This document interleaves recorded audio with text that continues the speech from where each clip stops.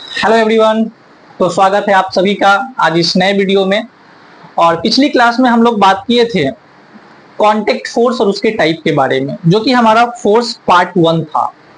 आज हम लोग लेकर आए हैं force part 2, that means non contact force and its type. आज हम लोग नॉन कांटेक्ट फोर्स और उसके टाइप के बारे में पढ़ेंगे।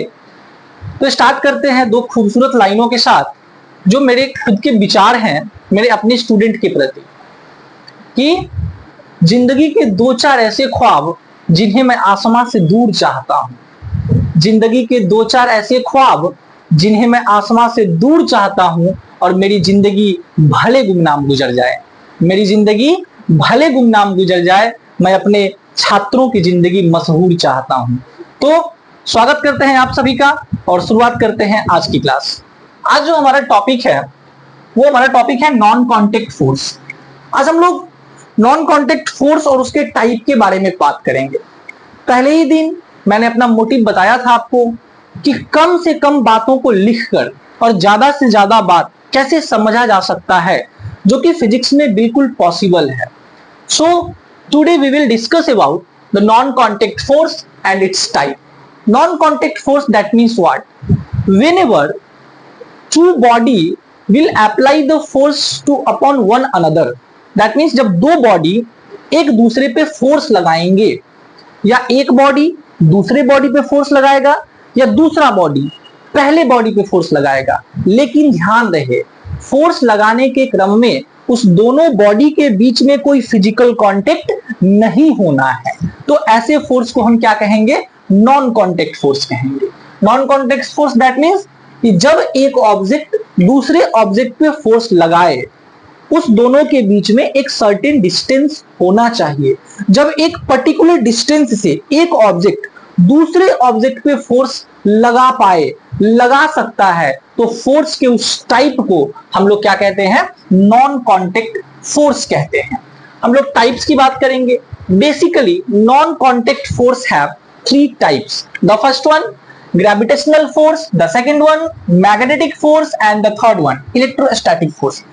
एकदम बहुत ही ज्यादा मजा आने वाला है आज, और हम लोग यूं कहें कि मजाक मजाक में आज हम लोग फोर्स पार्ट 2 सीख लेंगे, और इसकी पूरी गारंटी है कि आपको इस 12 से 15 मिनट की वीडियो में पूरा फोर्स जो है वो कंप्लीट रूप से याद हो जाएगा।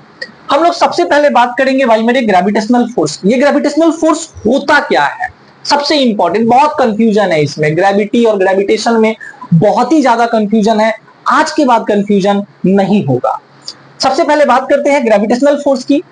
Each particles attract to other particle due to its mass. इसका मतलब क्या हुआ? इसका मतलब यह हुआ कि इस यूनिवर्स में जितने भी पार्टिकल है, इस यूनिवर्स में जितने भी ऑब्जेक्ट है, वो ऑब्जेक्ट कहीं ना कहीं किसी न किसी दूसरे ऑब्जेक्ट को अट्रैक्ट करते हैं। ठीक है, दैट मींस हम इस चौक की बात कर लेते हैं। ये चौक एक पार्टिकल से बना हुआ है, ये चौक एक ऑब्जेक्ट है। तो ये चौक कभी ना कभी किसी दूसरे पार्टिकल को अट्रैक्ट करेगा। भाई किस वजह से अट्रैक्ट करेगा? मास की वजह से अट्रैक्ट करेगा। किस वजह से अट्रैक्ट करेगा? मास की वजह से अट्रैक्ट करेगा। तो हम उस फोर्स को क्या बोलते हैं? ग्रेविटेशनल फोर्स बोलते हैं। अब एग्जाम्पल के माध्यम से किसी व्यक्ति को कैसे समझाएंगे, ध्यान से समझिएगा। एक हमारा ऑब्जेक्ट ए है, दूसरा हमारा ऑब्जेक्ट बी है। हम मान लेते हैं कि इस दोनों ऑब्जेक्ट के बीच में फोर्स ऑफ अट्रैक्शन लगेगा। भाई मेरे, हम कैसे समझेंगे कि दोनों ऑब्जेक्ट के बीच में अट्रैक्शन फोर्स लग रहा है? सबसे अच्छा कॉन्सेप्ट मैं आपको दे रहा हूं कि जब कोई ऑब्जेक्ट के बीच में फोर्स ऑफ अट्रैक्शन लगेगा, तो ये दोनों ही ऑब्जेक्ट अपने मीन पोजीशन से डिस्प्लेस होंगे। मतलब ये सपोज कर लीजिए कि ये ऑब्जेक्ट पॉइंट एक्स पे है और ये ऑब्जेक्ट पॉइंट वाई पे है। तो जब दोनों ऑब्जेक्ट के बीच में ग्रेविटेशनल फोर्स लगेगा, तो ये दोनों ही ऑब्जेक्ट अपनी मीन पोजीशन से डिस्प्लेस हो जाएंगे। मतलब ये एक्स से डिस्प्लेस हो जाएगा और ये वाई से डिस्प्लेस हो जाएगा। हम मान लेते हैं कि मुझे नहीं पता है कि इस दोनों ऑब्जेक्ट के बीच में कौन सा फोर्स लग रहा है। मैं बताता हूं कैसे समझेंगे हम लोग। अगर मान के चलिए कि दोनों ऑब्जेक्ट के बीच में अट्रैक्शन हो रहा है, तो ये पोजीशन वाई से डिस्प्लेस होगा और ऑब्जेक्ट बी पोजीशन एक्स से डिस्प्लेस होगा। डिस्प्लेस होने के लिए दोनों ऑब्जेक्ट को मूव करना पड़ेगा, और न्यूटन फर्स्ट लॉ कहता है कि कोई भी ऑब्जेक्ट तभी मूव करेगा जब उस पे कोई एक्सटर्नल फोर्स वर्क करेगा। तो अगर ये दोनों ऑब्जेक्ट अपनी मीन पोजीशन से मूव कर रहे हैं तो इस दोनों ऑब्जेक्ट पे कोई ना कोई फोर्स तो वर्क कर रहा है। भाई मेरे, जो फोर्स वर्क कर रहा है वही फोर्स हमारा ग्रेविटेशनल फोर्स कहलाता है। ठीक है, दूसरी की बात करते हैं, magnetic force. One of the simplest definition today I will give you of the magnetic force. Magnetic force का मतलब क्या होता है? वेरी सिंपल, बहुत आसान। जब एक मैग्नेट के द्वारा किसी दूसरे मैग्नेट या मैग्नेटिक मटेरियल पे फोर्स लगाया जाए, उस फोर्स को मैग्नेटिक फोर्स कहते हैं। मतलब जब एक मैग्नेट के द्वारा दूसरे मैग्नेट पे या मैग्नेटिक मटेरियल जैसे iron, nickel, cobalt, that means एक मैग्नेट या तो मैग्नेट पे फोर्स लगा सकता है या मैग्नेटिक मटेरियल पे फोर्स लगा सकता है। तो मैग्नेट के द्वारा लगाए गए फोर्स को हम लोग क्या कहते हैं? मैग्नेटिक फोर्स कहते हैं। अब तीसरे की तरफ चलते हैं, हम लोग बात करेंगे इलेक्ट्रोस्टैटिक फोर्स की। What is electrostatic force? How can we describe about the electrostatic force? बहुत ही आसान होने वाला है। Electrostatic force that means positive charge and negative charge. अब ये पॉजिटिव चार्ज क्या है, ये नेगेटिव चार्ज क्या है? भाई बने, हम सभी जानते हैं कि अगर किसी ऑब्जेक्ट की पार्टिकल्स बॉन्डिंग होती है, उसकी रिस्पॉन्सिबिलिटी क्या है? अगर किसी ऑब्जेक्ट में पार्टिकल्स बॉन्डिंग है, वो पार्टिकल्स बॉन्डिंग क्यों है?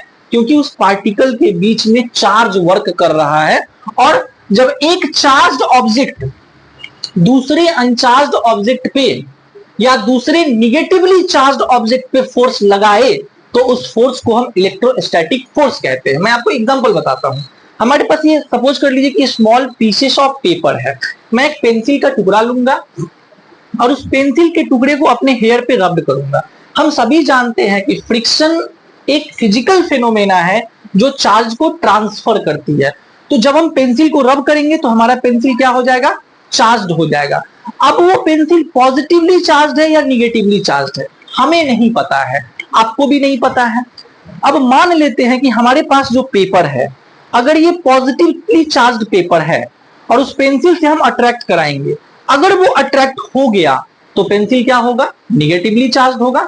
अगर वो पेपर में फोर्स ऑफ रिपल्सन लगा, अगर वो पेपर पेंसिल से दूर जा रहा है, तो इसका मतलब ये है कि वो पेंसिल भी पॉजिटिवली चार्ज्ड है और जब सिमिलर चार्ज आते हैं तो वहां पे फोर्स ऑफ रिपल्सन लगता है। उतना ज्यादा डिटेल्स में हम लोग को नहीं जाना है। बेसिक डिफिनेशन की अगर हम बात करें तो एक चार्ज्ड ऑब्जेक्ट जब दूसरे चार्ज्ड ऑब्जेक्ट पे फोर्स लगाता है तो उस फोर्स को हम लोग इलेक्ट्रोस्टैटिक फोर्स के नाम से जानते हैं। तो ये हमारा basic 3 types of non contact force है। अब कुछ जनरल फैक्ट की बात कर लेते हैं। General characteristics of non contact force, basic बात है, ठीक है। जैसे हम लोग पहले की बात करते हैं GF. GF that means gravitational force. दूसरी बात नहीं समझना है भाई, यहाँ पे हम लोग जीएफ का मतलब सिर्फ और सिर्फ ग्रेविटेशनल फोर्स ही समझ रहे हैं। ग्रेविटेशनल फोर्स एक ऐसा फोर्स है जिसमें केवल और केवल अट्रैक्शन होता है। ध्यान रहे, ग्रेविटेशनल फोर्स में ओनली अट्रैक्शन, ग्रेविटेशनल फोर्स में रिपल्सन नहीं होता है। लेकिन जो रेस्ट दो नॉन कॉन्टेक्ट फोर्स बचे, यानी कि इलेक्ट्रोस्टैटिकल फोर्स और मैग्नेटिक फोर्स, तो वहां पे फोर्स ऑफ अट्रैक्शन भी होता है, मतलब दो पार्टिकल्स एक दूसरे के करीब भी आएंगे, और फोर्स ऑफ रिपल्सन भी होता है, मतलब दो पार्टिकल्स एक दूसरे से दूर भी जाएंगे। ये फैक्ट है।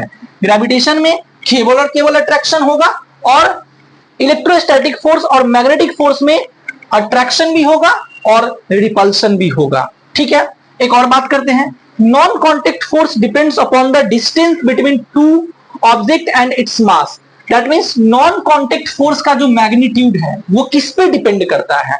जब भी नॉन कॉन्टेक्ट फोर्स लगेगा दो बॉडी के बीच में लगेगा, और नॉन कॉन्टेक्ट से पता चलता है कि दोनों ऑब्जेक्ट के बीच में एक सर्टेन डिस्टेंस होगा। अगर हम ये डिस्टेंस बढ़ाएंगे, अगर हम ये डिस्टेंस बढ़ाएंगे तो फोर्स की मैग्नीट्यूड क्या हो जाएगी?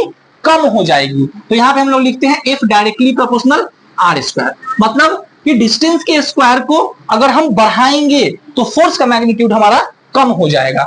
दूसरा हम कहते हैं कि दोनों फोर्स का, दोनों ऑब्जेक्ट के जो मास का प्रोडक्ट है वो फोर्स के डायरेक्टली प्रोपोर्शनल होता है। मतलब इस दोनों ऑब्जेक्ट का मास जितना बड़ा होगा फोर्स उतना ही बड़ा लगेगा, और मास जितना छोटा होगा फोर्स उतना ही कम लगेगा।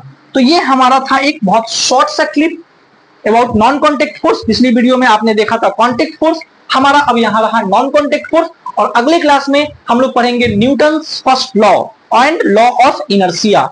तो इन्हीं के साथ थैंक यू, मिलते हैं फिर अगले क्लास में।